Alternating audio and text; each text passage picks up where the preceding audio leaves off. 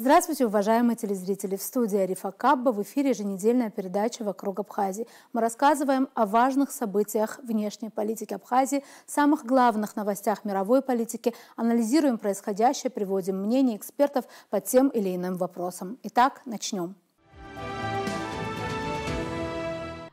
Утро понедельника, 29 сентября, принесло результаты голосования на парламентских выборах в Молдавии. Правящая партия «Действие» и «Солидарность», поддерживающая президента Майю Санду и ее проевропейский курс, одержала победу. Ближе к завершению подсчета голосов она преодолела 50% барьер. Фактически «Действие» повторяет свой успех на досрочных выборах 2021 года. Сейчас, похоже, за ними остается 51 кресло из 101. Свой анализ итогов выборов в телеграм-канале «Донской казак» делает политолог Сергей Маркедонов. Он, в частности, отмечает: впрочем, любая электоральная арифметика становится предметом интерпретации. В провластных, молдавских, украинских, европейских и британских изданиях царит праздничная тональность. Цивилизационный выбор сделан происки России не удались. Вот главные итоги дня для этих СМИ. В отечественных новостных лентах отмечу два момента, говорит политолог. Во-первых, это отслеживание подсчета голосов. До того момента, пока провластная партия не вырвалась вперед, комментаторы отмечали, что 4 оппозиционных силы набирают больше голосов, чем Санду и компания. Честно сказать, не понимаю, зачем надо было раскачивать маятник надежды, ведь любому маломальски знакомому с молдавскими политреалиями было ясно, что собрать в одну команду романофила, Костюка, популиста Усатого, главного конкурента Санду на президентских выборах Александра Стояногла и тандем Воронин-Дадон возможно только в формате произведений Виктора Пелевина, иронизирует Маркедонов. Это слишком разные силы с различным целеполаганием. И в первую очередь евроинтеграция не чужда как минимум 3 из 4 оппонентов президентской команды. Во-вторых, после подсчета всех бюллетеней стали говорить о главном электоральном ноу-хау молдавских властей – ресурсе диаспоры. Политолог, впрочем, уверен, что с выборами ничего не заканчивается, а как раз наоборот. День 28 сентября не финал истории и не окончательный выбор. Избиратели Гагаузии и Приднестровья не поддержали правящую партию. Патриоты в гагаузской автономии вовсе получили 82%, а в Приднестровье 51%. Значит, региональный раскол налицо. Ничего нового, просто подтвержденный тренд. Да и на общенациональном уровне Санду и компания набрали чуть более половины, а никак не 90%. Но, скорее всего, молдавские власти все равно будут говорить о великом успехе, игнорировать электоральное многообразие. Между тем, история продолжается, проблемы никуда не исчезли, напротив, с ними еще придется сталкиваться. И не раз, отмечает Маркедонов. К другим новостям. В Нью-Йорке в эти дни проходит 80-я юбилейная Генеральная ассамблея ООН. Одним из самых скандальных выступлений на ней стало выступление израильского премьер-министра Биньямина Нетаньяху. Его освистали 26 сентября на заседании недели высокого уровня Генеральной ассамблеи ООН. Пока Нетаньяху шел к трибуне, аплодисменты сменились криками и даже свистом. В то время как некоторые хлопали израильскому премьеру стоя, значительная часть присутствующих покинула помещение. В результате Нетаньяху выступил перед почти пустым залом.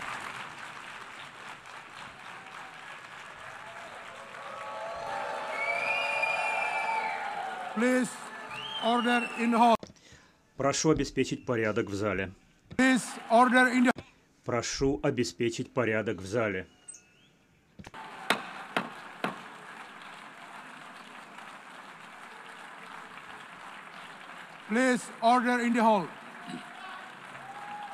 Несмотря на протесты, Нетаньяху продолжил выступление. В своей речи он отметил, что сектор Газа окружен динамиками, из которых звучит его обращение к мировому сообществу. Израильский премьер призвал боевиков Хамас сложить оружие и отпустить заложников. По его словам, Израиль защищает не только себя, но и Европу с Америкой от, цитата, «варваров у ворот». Биньямин Нетаньяху также обвинил в антисемитизме государства, которые признали государственность Палестины. За неделю такое решение приняли власти Великобритании, Франции, Канады и Австралии.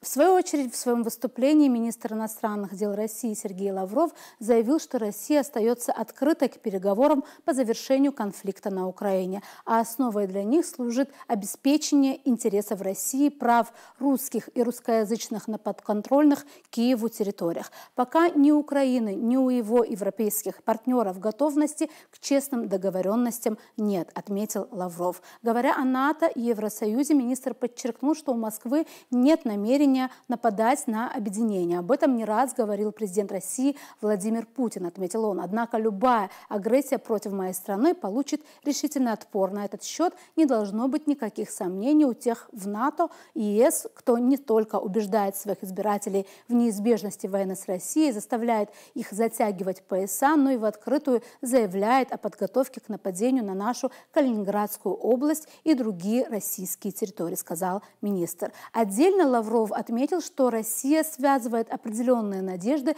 с продолжением диалога с США и видит у нынешней администрации стремление к развитию прагматичных отношений. Россия выступает за реформирование Совбеза ООН, но не агитирует за революцию против кого бы то ни было. Москва считает, что ему нужна демократизация путем расширения представителей из числа стран Азии, Африки и Латинской Америки. Министр подчеркнул, что необходимо предотвратить дворцовый переворот в секретариате ООН и его захват странами Запада.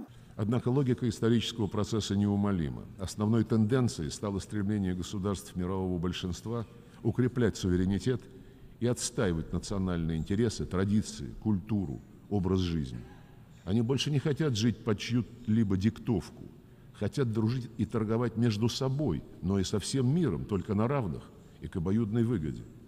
На подъеме такие объединения, как БРИКС и Шанхайская организация сотрудничества, предоставляющие странам глобального юга возможности совместного развития и отстаивания своего достойного места в объективно формирующейся многополярной архитектуре. Пожалуй, впервые после 1945 года, когда была учреждена Организация Объединенных Наций, появился шанс на подлинную демократизацию в мировых делах.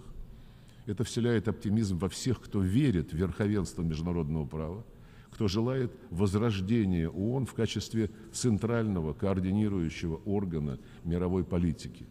Органа, где договариваются о том, как решать проблемы сообща на основе честного баланса интересов. Для России очевидно, что другого пути нет. Однако США и подчиненный им западный коллектив продолжают плодить конфликты, искусственно разделяющие человечество на враждебные блоки и препятствующие достижению общих целей. Они делают все, дабы предотвратить формирование подлинно многополярного, справедливого миропорядка. Стремятся заставить мир играть по своим печально известным узкокорыстным правилам. Хотел бы призвать западных политиков и дипломатов еще раз внимательно перечитать устав ООН. Краеугольным камнем миропорядка, созданного по итогам Второй мировой войны, является демократический принцип суверенного равенства государств, больших и малых, вне зависимости от формы правления, внутриполитического или социально-экономического устройства. Запад по-прежнему считает себя выше остального человечества в духе уже пресловутого высказывания главы дипломатии Евросоюза Борреля о том, что Европа цветущий сад, а все вокруг джунгли. Его не смущает, что в этом саду разгул исламофобии, других форм нетерпимости к традиционным ценностям всех мировых религий. Акты сожжения Корана, оскорбления Торы, преследование православных священнослужителей и иные глумления над чувствами верующих буквально поставлены в Европе на поток. Говоря о будущем, нельзя забывать об уроках прошлого, особенно в ситуации, когда в Европе вновь поднимает голову нацизм, набирает обороты милитаризация под теми же антироссийскими лозунгами. Это вызывает тем большую тревогу, что ряд политических деятелей, оказавшихся у власти в Брюсселе и некоторых столицах стран ЕС и НАТО, всерьез начинают рассуждать о Третьей мировой войне как о вероятном сценарии, добавил министр. Сейчас Брюссель навязывает свои посреднические услуги Азербайджану и Армении, привнося вместе с Вашингтоном дестабилизацию на Южный Кавказ. Теперь, когда руководители Еревана и Баку урегулировали между собой вопрос взаимного признания суверенитета двух стран, пришла пора для мирной жизни, для ее налаживания, укрепления доверия. Российский миротворческий контингент будет всячески этому способствовать. Говоря о решениях международного сообщества, которые остаются на бумаге, призываем завершить, наконец, процесс деколонизации в соответствии с резолюциями Генеральной Ассамблеи, добиться прекращения колониальных и неоколониальных практик. Яркой иллюстрацией тех правил, по которым Запад хочет заставить жить весь мир, является судьба взятых им еще в 2009 году обязательств предоставлять развивающимся странам ежегодно по $100 миллиардов на финансирование программ в области адаптации к изменению климата. Сравните судьбу этих невыполненных обещаний с теми суммами, которые США, НАТО и Евросоюз потратили на поддержку российского режима в Киеве. По оценкам, до $170 миллиардов за последние 1,5 года. Во многом похожим на шоу было выступление американского президента Дональда Трампа. Его речь длилась около часа, почти в 4 раза больше положенного по регламенту. Американский президент пригрозил России, цитата, «очень серьезным раундом тарифов при отказе от мира с Украиной». Заявил, что Европа катится в ад и назвал изменение климата величайшим мошенничеством в мире. Президент США Дональд Трамп на 80-й сессии Генеральной Ассамблеи ООН заявил, что неустанно работает над прекращением конфликта на Украине. Изначально он полагал, что это будет самый простой для урегулирования конфликт, благодаря его хорошим отношениям с президентом России Владимиром Путиным. Однако реальность оказалась сложнее. Никогда не зная, что произойдет, нас всегда поджидает множество сюрпризов, как хороших, так и плохих, сказал глава Белого дома. Трамп в очередной раз выразил уверенность, что военный конфликт не начался бы, если бы он в 2022 году занимал пост президента. Единственный вопрос сейчас, сколько еще жизней будет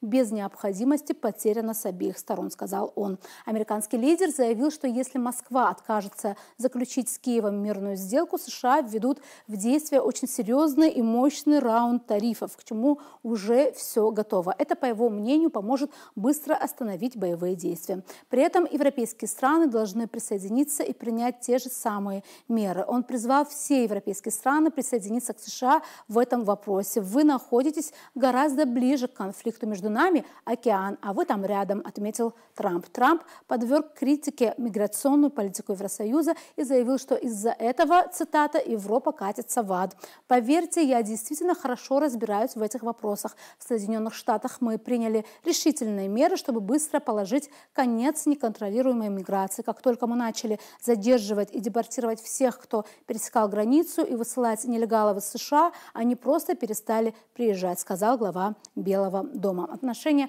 Евросоюза к этому вопросу он назвал частью глобалистской миграционной повестки. Президент США обвинил ООН в бездействии при урегулировании мировых конфликтов, отметив при этом, что у организации есть потенциал. Похоже, они только и делают, что пишут письма с очень резкими формулировками, а потом никак их не реализуют. Это все пустые слова, а пустые слова не решают проблем, сказал Трамп.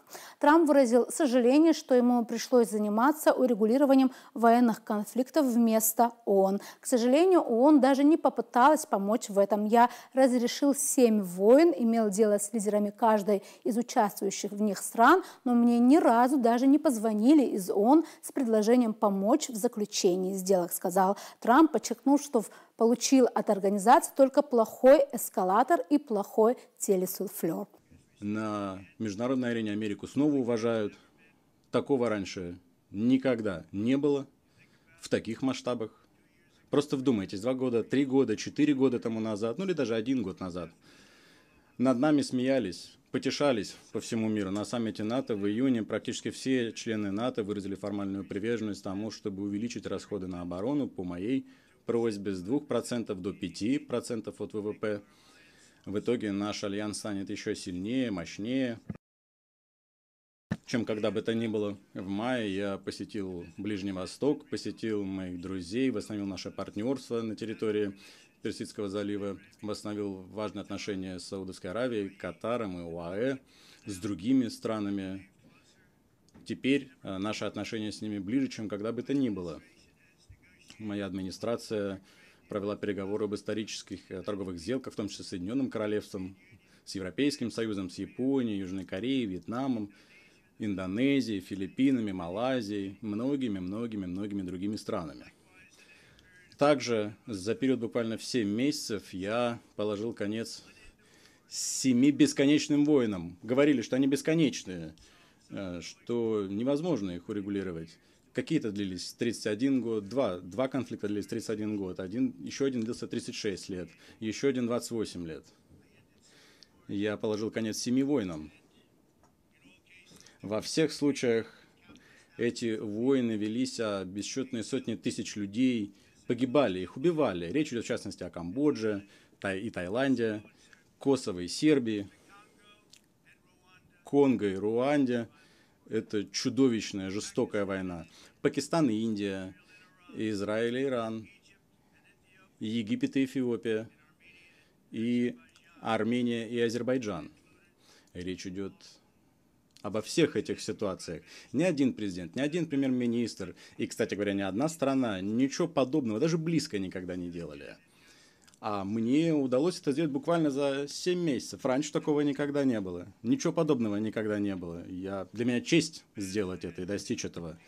К сожалению, мне пришлось этим заниматься вместо того, чтобы ООН это сделала.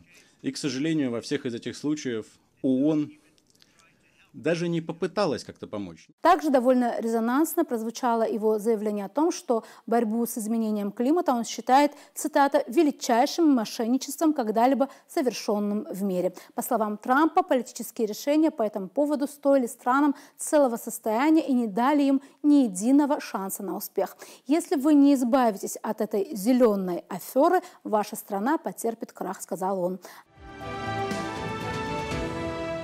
На этом у нас сегодня все. Будем продолжать следить за самыми интересными событиями вокруг Абхазии. До новых встреч в эфире.